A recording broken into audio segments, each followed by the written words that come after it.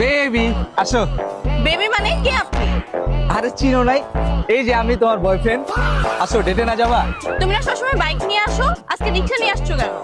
আর বাবু বাইকের কথা কইও না। বাইক বেচ চালাইছি, বাইকের টাকা দিয়া এই যে একটা রিক্সা কিনা লইছি। মানে কি?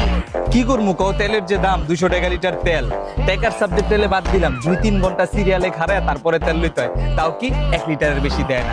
আর তুমি তো বাবু ডেটে আসলে হাঁটতেই পারো না, তোমার হয়তো বাইক লাগে আর নাইলে গাড়ি লাগে। এখন বাবু গাড়ি তো কিনতে পারুম না, এই লেগা বাইক বেচা রিক্সাই কিনা লাইছি। চলো আসো ডেটে যাই।